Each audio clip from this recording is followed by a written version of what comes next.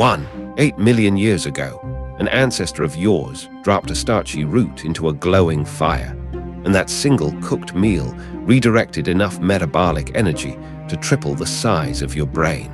Your gut lost 60% of its evolutionary volume in exchange for raw mental power. 6 hours of daily chewing vanished, creating a metabolic surplus no other animal on Earth possesses. You became biologically dependent on a deadly force existing entirely outside your own skin. We are the only species that cooks its food. What essential part of your animal self did you have to burn away to get here? Look at your hands right now. Touch your jaw and feel the small, flat molars lining the back of your mouth. You cannot snap the neck of a gazelle with those teeth. You cannot chew raw forest roots for 5 straight hours without blistering your mouth. Yet your brain consumes 20% of your total baseline energy, while accounting for just 2% of your body weight. How does a biologically weak primate afford to run an engine that expensive without starving to death before sunset? To answer that, scientists spent decades examining the remains of our oldest direct ancestor, Homo erectus. For decades, mainstream biology assumed that brain expansion came first, and that weapons allowed us to hunt high-calorie raw meat. That theory was elegant, clean, and completely wrong.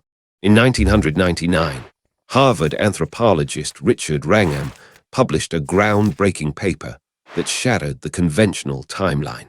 Wrangham proved that raw meat simply does not yield enough net calories to feed a tripling brain, because raw protein takes massive chemical energy to break down. Chimpanzees spend up to 6 grueling hours every single day chewing raw foliage and tough muscle tissue just to stay alive.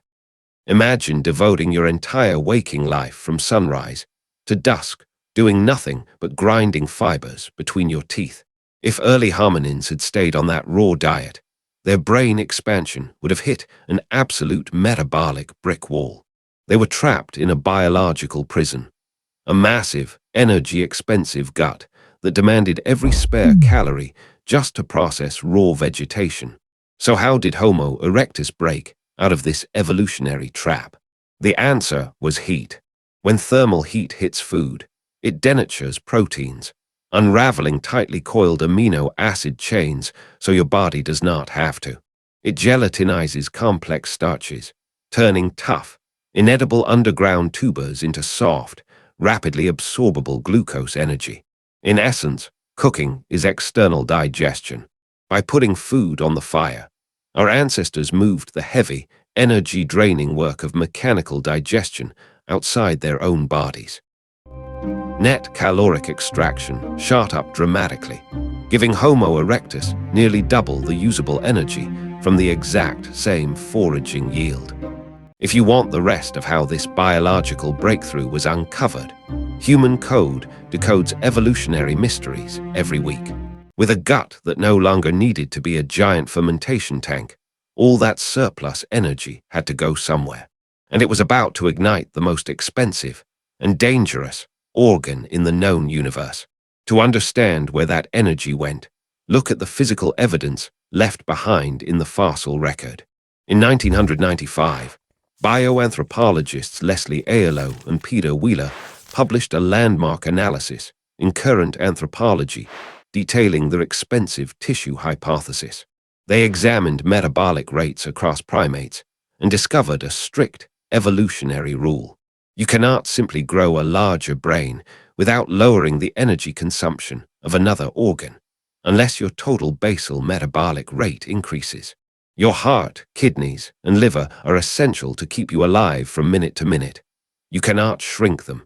That left only one organ soft enough, flexible enough, and expensive enough to sacrifice: the gastrointestinal tract.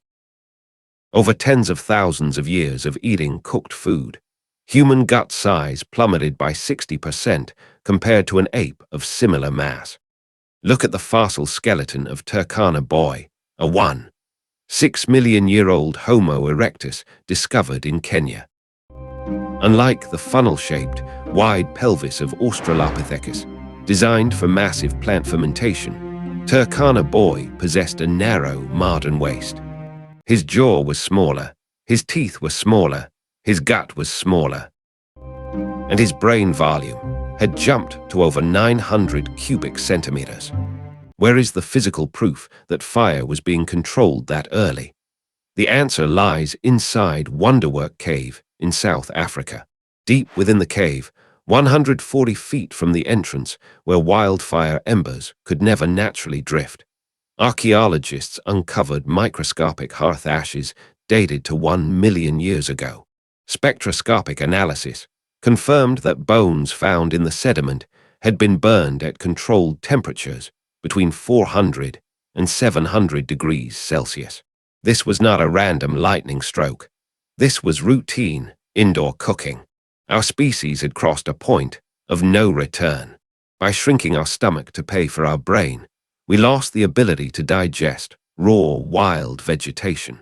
If you were dropped into the jungle today with no fire, you would starve to death with a full belly of unprocessable raw fibers. Listen to how modern humans describe this hidden, lifelong cost. I can't just eat what's growing on the trees. I have to read labels, count calories, worry about processed foods.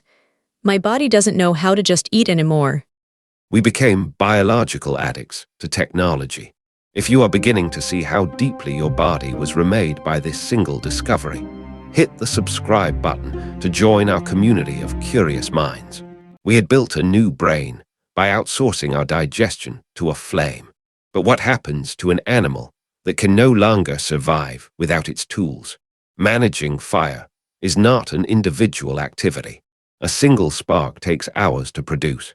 If your fire dies while you sleep, your tribe loses its external stomach, its predator defense, and its heat source. Look at the archaeological spatial mapping from Jesher Banat Yaakov in Israel, dated to 790,000 years ago. Excavation grids published by Israeli archaeologists revealed something unprecedented: strict spatial division around ancient hearths. Flint knapping occurred in one distinct quadrant, wood gathering and storage in another, meat processing in a third. This was not wild animal behavior. This was structured, organized human society. The flame forced our ancestors to develop impulse control. A wild ape finds food and eats it immediately on the spot. If you bring meat back to a fire, you must sit in front of starving tribe members, guard the raw meat, and wait for it to cook without stealing it. This required the invention of trust, delayed gratification, and social hierarchy. The fireplace became a classroom. Sitting around embers in total darkness extended the human day by 4 hours, turning cold night hours into opportunities for storytelling, social bonding, and teaching complex tool-making. Parley Wiesner, an evolutionary anthropologist at the University of Utah, analyzed hearth conversations among hunter-gatherers. She discovered that while daytime conversations revolve around logistics and economic tasks, 81% of night fire conversations consist of stories, social rules, and moral myths. Language itself was forged in the glow of cooked meals. We traded raw physical strength for collective social intelligence. An adult chimpanzee is 4 times physically stronger than you.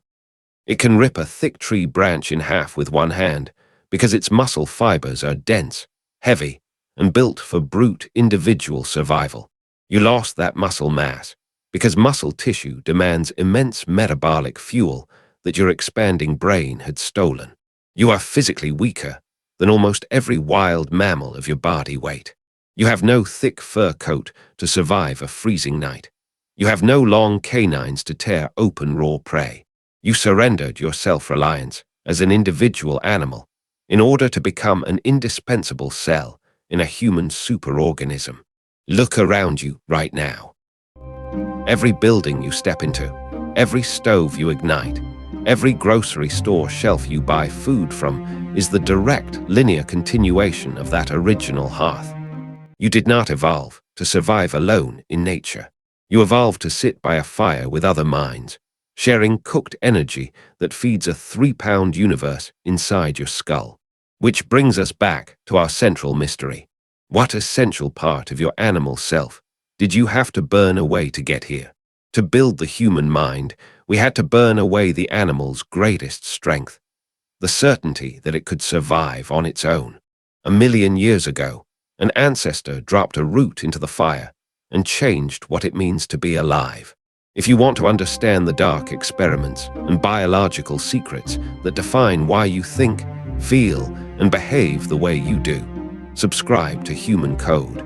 In our next documentary, we examine a disturbing psychological experiment where subjects blindly followed orders to inflict fatal shocks, revealing a dark instinct that fire couldn't burn away. Next time, the glitch that proves your reality is fake. Subscribe, you do not want to miss it.